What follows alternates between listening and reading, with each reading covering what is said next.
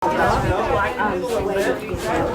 awesome, Julian. And let's welcome Two Gun Bob back to Idaho. Yeehaw!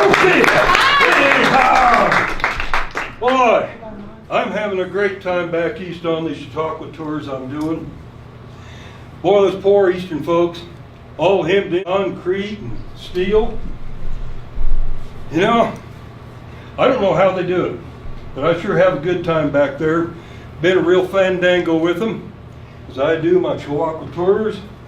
Now, got to tell you, there's not a red-blooded man back there who doesn't want to live my life. Exploring the West, hunting big game, fishing streams so thick with trout and salmon, you have to bait a hook behind a tree. And but it's good to be back in Idaho. Two big reasons.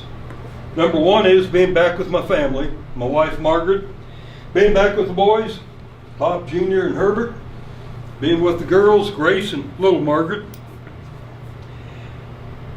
Another thing is, I don't have to do this whooping and hollering all the time. You know, if you aren't saying, aw shucks, smile when you say that, get along little doggies, they don't believe you're from the West. Because they've been reading too many of these dime Western novels, and then all these new talkies at the show houses, they're seeing all the cowboys there, and they think that you're supposed to be like that. In fact, until I adopted this garb, I couldn't make any money. They didn't think I was from the West. So, now what I'm doing back there is, I joined up with Isaac Walton League in 1926. That's a new voice in conservation. They're helping clean up the rivers and streams and lakes.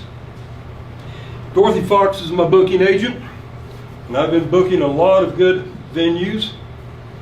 Now, what I do in this show, of course I show lantern slides, show films that I've made of my explorations in the West.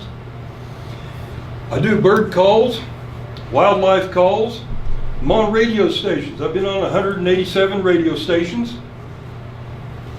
And they say as an entertainer, I'm more versatile than Will Rogers, and I'm only second to Will Rogers as an entertainer. Now, I do these lantern slides, and people really like that, especially my explorations of craters of the moon, and also up at Redfish Lodge of the Sawtooth Mountains. And then I do my trick gun shooting. I'm one of the best photographers in the West. Ansel Adams, Weston has said that. But I'm world famous as a trick gun shot artist. I can shoot an axe head, split the bullet, and hit two targets. You can put targets on two telephone poles and I can shoot them off at the same time. I can use a mirror and shoot targets behind me. Throw a Vaseline bottle up in there and I can shoot the cork right through the end of it. And I can shoot holes in the washer, throw a washer up in there and I shoot a hole right in it. And I can laugh. What I do is I take a postage stamp and I stick it on that washer. And then they throw the washer up and I shoot right through it. So you know that I'm actually shooting through the washer. Like I said, I've become a radio personality, doing all these bird calls and wildlife invitations. And that helps me in my taxidermy because I've been able to pull animals right in by calling them in, and then I can shoot them and then I stuff them. And that's how I got started out here.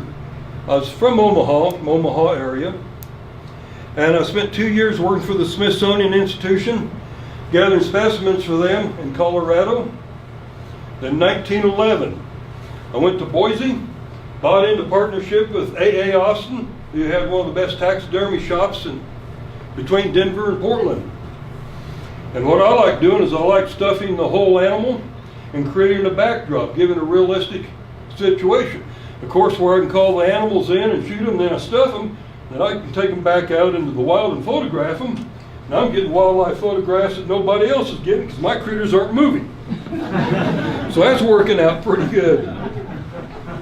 And because of this, Ms. Austin and I created some floats displays for the 4th of July parades. And they look so realistic that it got the attention of some of the people there state capital, Boise, that 1915, we had the World's Fair in San Francisco, the Pan-Pacific World Exposition. And I was hired to design, build, and curate Idaho's exhibit. This was a big deal. The completion of the Panama Canal. Idaho was celebrating its 25th anniversary. And I built a working model of Arrow Rock Dam, tallest dam in the world that was completed in 1915, complete with running water. Had irrigation going out into the fields because we had horticulture and fields and showing what we can grow here in Idaho. Also had a working model of Shoshone Falls. It's higher than Niagara Falls. And we were pretty successful.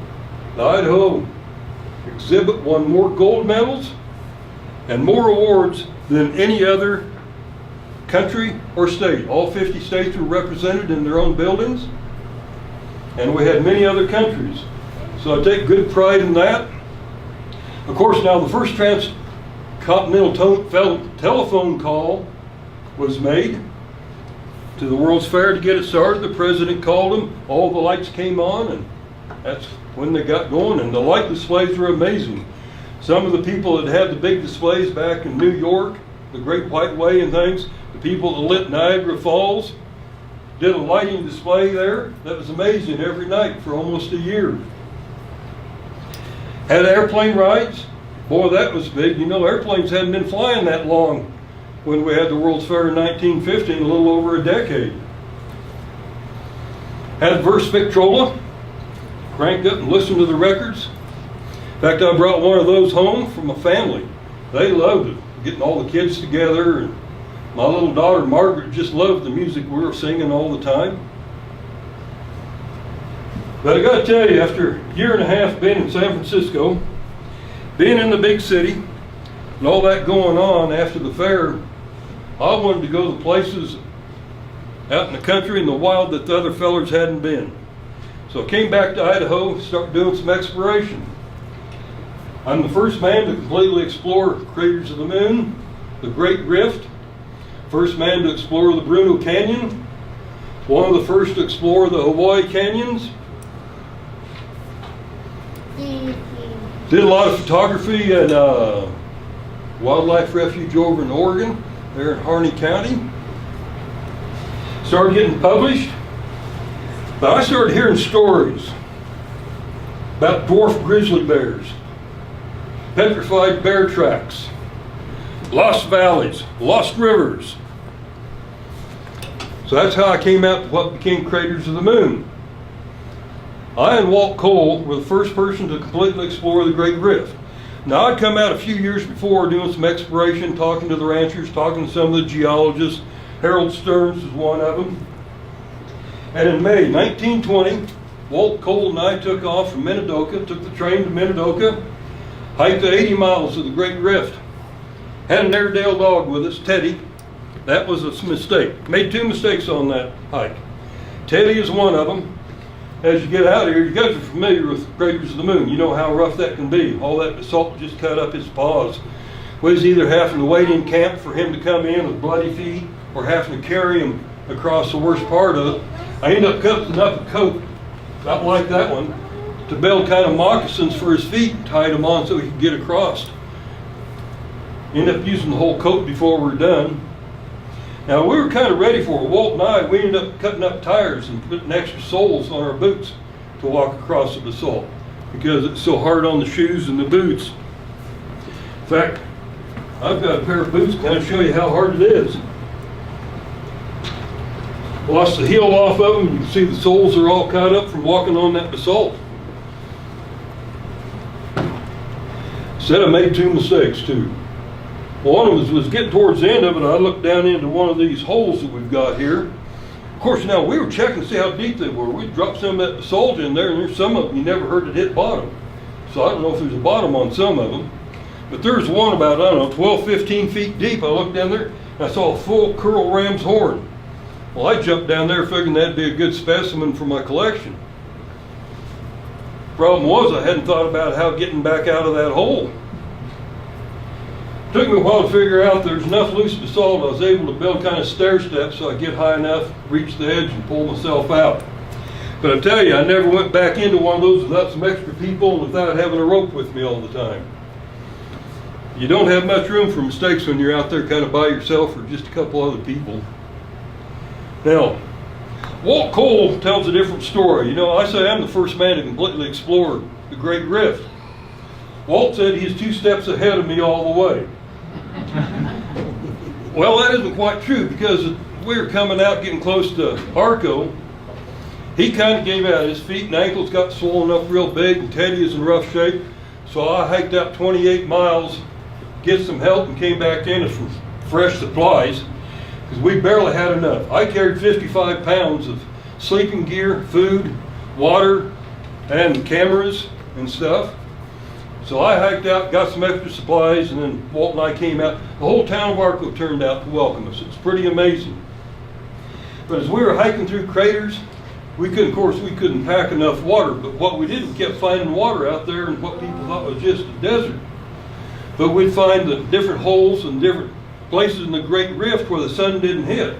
And there'd be pockets of snow or water. And what happens is the ice would freeze on the bottom and the water would melt off the top, so it was able to get fresh water that way.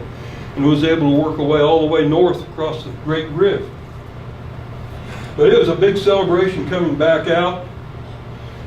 Now, I wrote an article for the National Geographic, and they thought it so far-fetched, they held up publication for 30 months before they'd publish it so they could verify the facts. They finally published it in 1924. Very well received because of the information I had, and I worked with Harold Stearns. We went and spent time with the president, Calvin Coolidge. He was very interested in what we had done and hearing about the geology, what Harold Stearns was saying, and my photographs. And just after the article came out, Calvin Coolidge made this a national monument, 1924. First national monument in Idaho. I'm real proud to have been part of that. We'd come in by car and truck as far as we could, and then pack in by horses and mules, and then walk the rest of the way where they couldn't go. Campfire at night. Our campfires, the ranchers would tell us that they could see where we were 20 miles away or more.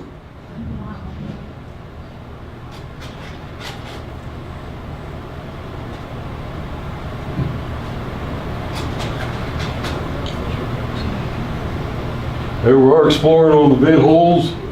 Like I said, after getting that ram's head, I never went back down without ropes and extra people.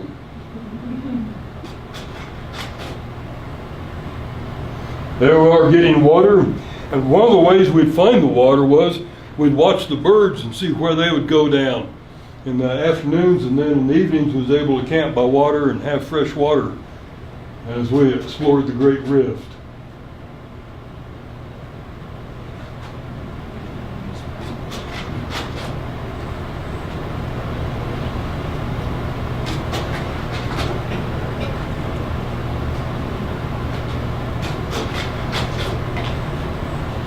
There we are checking the depth of the hole.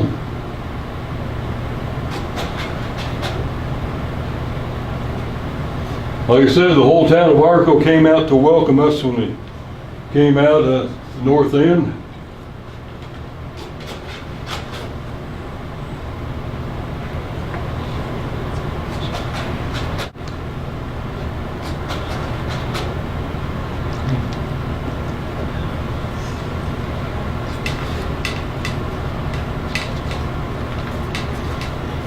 To read you a poem that I wrote. When there's something in your nature that makes you sit and dream of the wind among the pine trees and the murmuring of a stream, when that something keeps a calling till you feel you want to go, start your journey, travel westward to the land called Idaho.